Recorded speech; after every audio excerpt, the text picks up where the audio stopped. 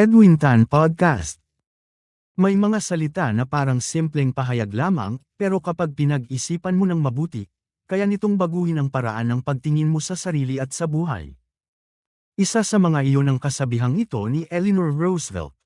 No one can make you feel inferior without your consent. Sa Tagalog, walang makakapagpababa sa iyo nang hindi mo pinapayagan. Sa unang tingin, parang hindi ito totoo. Sasabihin mo, paano naman? Kung minamaliit ako ng ibang tao, kung binubuli ako, kung lagi akong kinukumpara, kung pinaparamdam nilang wala akong kwenta, natural lang na masaktan tayo. Natural lang na maapektuhan. Pero may mas malalim na punto si Eleanor Roosevelt. Hindi niya sinasabing hindi ka masasaktan. Hindi niya sinasabing walang masasamang tao. Hindi niya sinasabing hindi ka kailanman makakaranas ng pangmamaliit. Ang sinasabi niya ay ito. May kapangyarihan ang ibang tao na magsalita tungkol sa iyo, pero wala silang kapangyarihan na tukuyin ang iyong halaga maliban kung ibibigay mo sa kanila ang karapatang iyon. Isipin mo, kung may isang taong lumapit sa iyo ngayon at sabihin, hindi ka marunong lumipad. Masasaktan ka ba? Malamang hindi. Bakit? Dahil alam mong hindi ka ibon. Alam mong hindi yun sukatan ng iyong pagkatao. Pero kapag sinabi ng isang tao na, hindi ka magaling, hindi ka maganda, hindi ka matalino, wala kang mararating, bigla tayong nasasaktan. Hindi dahil totoo agad ang sinabi nila, kundi dahil minsan, sa kaibuturan ng ating isip, natatakot tayong baka tama sila. At doon pumapasok ang consent na sinasabi ni Eleanor Roosevelt. Hindi ito pirma sa papel. Hindi ito verbal agreement. Ito ay ang tahimik na pahintulot na ibinibigay natin kapag pinaniniwalaan natin ang mga negatibong label na ibinabato sa atin. Maraming tao ang nabubuhay na parang bihag ng opinyon ng iba. Hindi sila makapagsimula ng negosyo dahil baka pagtawanan. Hindi sila makapag-vlog dahil baka husgahan. Hindi sila makapagpahayag ng opinyon dahil baka may kumontra. Hindi sila makasubok ng bago dahil baka magkamali. Unti-unti, hindi na sila ang nagdidikta ng kanilang buhay. Ang nagdidikta na ay ang takot sa sasabihin ng ibang tao. Nakakalungkot isipin na minsan hindi naman tayo pinipigilan ng mundo. Ang pumipigil sa atin ay ang ating paniniwala sa mga boses na nagsasabing hindi tayo sapat. May kwento tungkol sa isang batang elepante. Kapag maliit pa ito, itinatali siya sa isang matibay na poste. Paulit-ulit siyang sumusubok kumawala ngunit hindi niya kaya.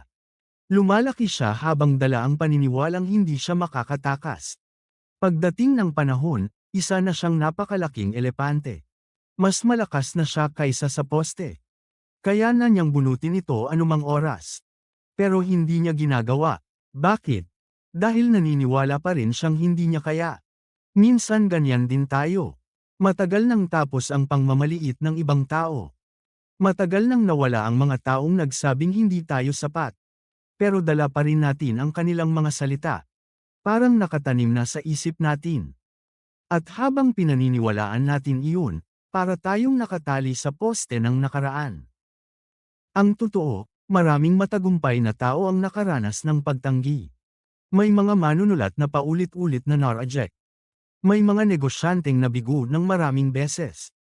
May mga artista at atleta na sinabihang wala silang potensyal.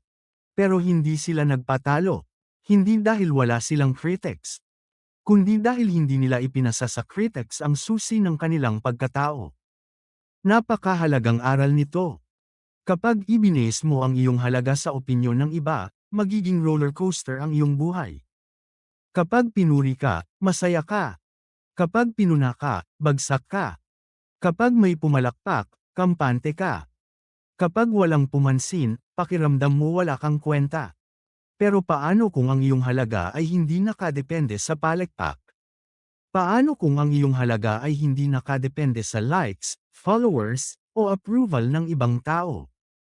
Paano kung ang iyong halaga ay likas na nasa iyo bilang tao?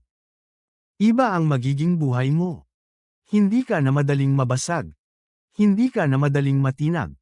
Hindi dahil perpekto ka. kundi dahil alam mo kung sino ka. At alam mo na hindi kayang burahin ng opinyon ng iba ang iyong tunay na halaga. May isa pang mahalagang punto rito. Hindi ibig sabihin na huwag ka nang makinig sa feedback. May pagkakaiba ang constructive criticism at insulto. Ang constructive criticism ay tumutulong para lumago ka. Ang insulto ay sinusubukang paliitin ka. Ang mature na tao ay marunong tumanggap ng correction nang hindi sinisira ang kanyang self-worth. Maaari kang magkamali nang hindi ka failure. Maaari kang matalo nang hindi ka loser. Maaari kang magkulang nang hindi ka worthless. Magkaiba ang ginagawa mo at kung sino ka. Minsan kasi kapag nagkamali tayo, iniisip natin na tayo mismo ang problema. Hindi. Ang pagkakamali ay karanasan. Hindi identidad. Ang kabiguan ay pangyayari. Hindi pagkatao. Kaya sa susunod na makarinig ka ng negatibong komento, itanong mo sa sarili mo. Papayagan ko ba itong maging bahagi ng paniniwala ko tungkol sa sarili ko? Dahil may pagpipilian ka. Hindi mo kontrolado ang sasabihin ng iba.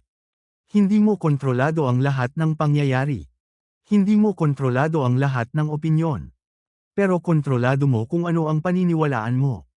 Kontrolado mo kung ano ang papapasukin mo sa iyong puso. Kontrolado mo kung kaninong boses ang bibigyan mo ng kapangyarihan. At marahil, ito ang isa sa pinakamahalagang kalayaan sa buhay. Ang kalayaang piliin kung sino ang may karapatang magdikta ng iyong halaga. Sa huli, ang mensahe ng quote na ito ay hindi tungkol sa pagwawalang bahala sa lahat ng tao. Ito ay tungkol sa pagkilala na ang iyong dignidad, halaga, at pagkatao ay hindi dapat nakatali sa opinyon ng sinuman. May mga taong haangga sa iyo. May mga taong hindi. May mga taong maniniwala sa iyo. May mga taong dududa. Pero hindi nila hawak ang iyong tunay na halaga. Ikaw lamang ang nagbibigay ng pahintulot kung gaano kalaki ang impluwensya ng kanilang mga salita sa iyong pagkatao. Kaya kung may isang bagay kang dadalhin mula sa pagninilay na ito, sana ito iyon. Hindi mo kailangang patunayan ang iyong halaga sa lahat ng tao. Hindi mo kailangang kumbansihin ang bawat kritiko. Hindi mo kailangang hingin ang approval ng buong mundo. Dahil ang iyong halaga bilang tao ay hindi nagsisimula sa kanilang opinyon, at hindi rin ito nagtatapos doon. At gaya ng paalala ni Eleanor Roosevelt, no one can make you feel inferior without your consent. Ang tanong ngayon ay, kanino mo ibinibigay ang pahintulot na tukuyin ang iyong halaga?